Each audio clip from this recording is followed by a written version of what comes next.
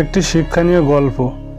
1 minute সময় নিয়ে হলেও সবাই ভিডিওটা দেখবেন, আশা করি উপকৃত হবেন। একবার এক রাজা তার 3 মন্ত্রীকে ডেকে বললেন, এই নাও, তোমাদের একটা করে খালি বস্তা দিলাম।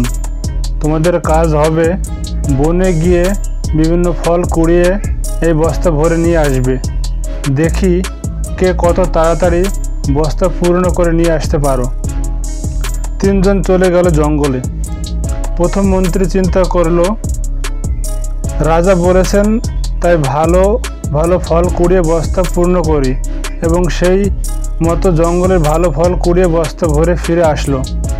দ্বিতীয় মন্ত্রী চিন্তা করলো, রাজা তো সব ফল দেখবেন না, তাই হাবিজাবি পচা ফল দিয়ে সে নিচের দিকে পূর্ণ করে উপরের দিকে কিছু ভালো ফল দিয়ে বস্তা পূর্ণ করলো এবং ফিরে আসলো। তৃতীয় মন্ত্রী চিন্তা করলো, রাজার এত সময় কোথায় বস্তা খুলে খুলে দেখবে, সে শুধু দেখবে বস্তা পূর্ণ হয়েছে কিনা।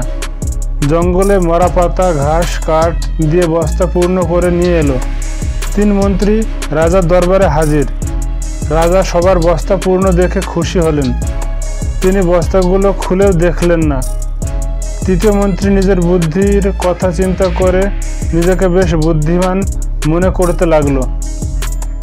রাজা একটু সময় নিয়ে তার মসনদে বসলেন এবং ঘোষণা করলেন, এই 3 মন্ত্রীদের তাদের বস্তাসহ 7 দিনের জন্য কারাগারে পাঠানো হোক এবং প্রত্যেককে 3টা আলাদা আলাদা কক্ষে রাখা হোক।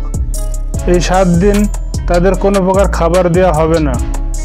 যেই কথা সেই কাজ। 3 জনকে কারাগারে পাঠানো হলো। প্রথম মন্ত্রী এই 7 দিন তার বস্তার ফলগুলো খেয়ে কাটিয়ে দিলেন। দ্বিতীয় মন্ত্রী তার যত ভালো ফল ছিল 2 দিন খেয়ে পার করলো। বাকি দিন পচা খেয়ে কাটানোর চেষ্টা করলো, কিন্তু তিনি অসুস্থ হয়ে পড়লেন। তৃতীয় মন্ত্রীর বস্তায় কোনো ফল ছিল না, তাই তিনি না খেতে পেরে কারাগারে মারা গেলেন।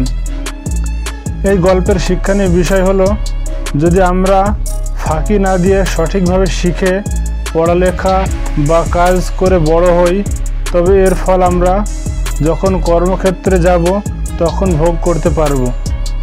শিক্ষণীয় গল্পটি ভালো লাগলে শেয়ার করে অন্যদের জানার সুযোগ করে দিবেন। ধন্যবাদ।